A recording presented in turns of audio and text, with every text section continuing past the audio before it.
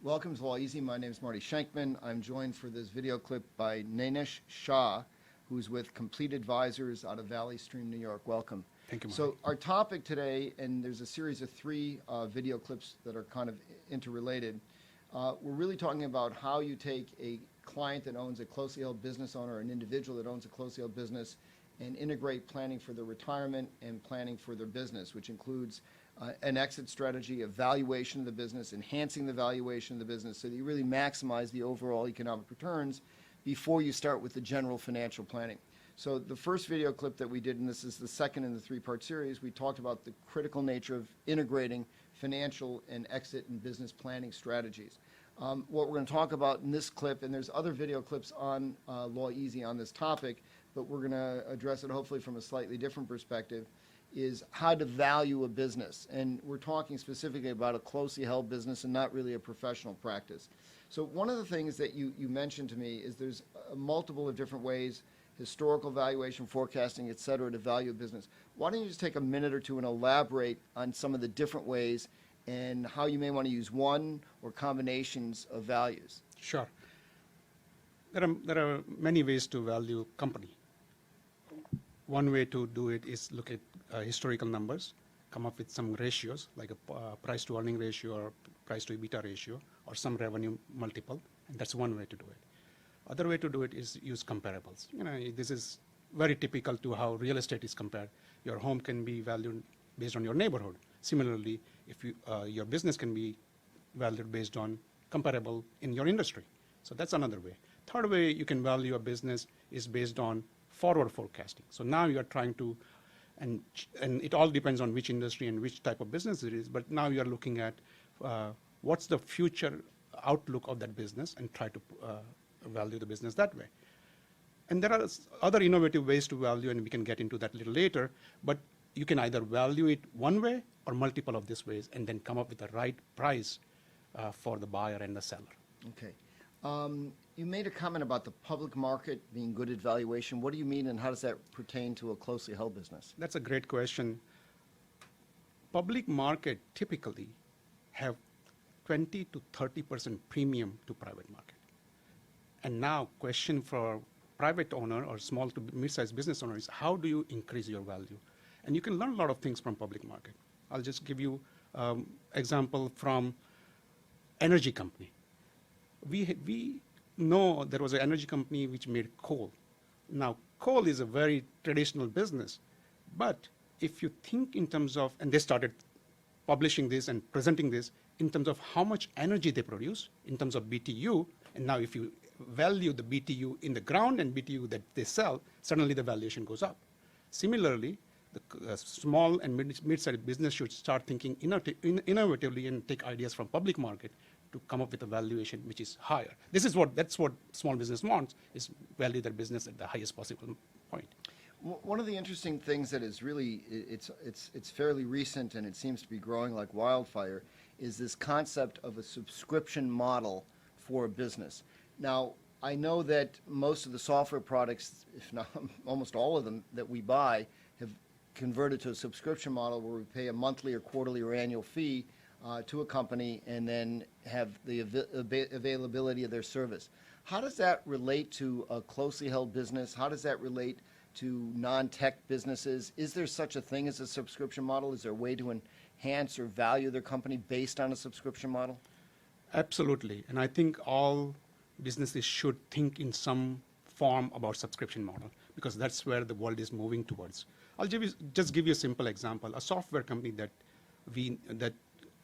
had a value that suddenly moved to a subscription model and the value went up 3 times. That's the potential for small business. If you have a service business, that can be valued as a subscription. If you have a regular income coming every month, now that becomes a subscription. If you have a hardware company, but there is a repeat sell every 2 years, every 3 years, that can be subscription. If you think from that perspective, suddenly your value goes up and it's easy to sell. I've seen this even outside of software. Even the HVAC company that services our home they now sell a subscription. You, in effect, pay them a fee each year, and they come and they service in the spring for the air conditioning and in the fall for the heating, and they charge you a fee. And I guess it's more valuable for them, but it enhances the certainty of the revenue stream. Exactly. So you said sometimes when we were talking before that there's unusual ways to value a company. And what I'm assuming you were speaking to is many companies don't fit a standard mold. And if you miss out on the nuances or the uniqueness of a company, you really miss out on what the value is. Maybe you could give an example or elaborate a little bit more on that? Yeah, let me go back to the medical instrument example that we were talking about in the last video. There are two components to this business. There's a hardware component and there's a service component. Now, if you value this business as just one, then you are not really looking at the correct way of valuing. Services business should be compared with a separate group of companies, and hardware business should be compared with a separate group of companies. And suddenly, you can value services business at a higher value, and hardware business can be whatever conventional value is.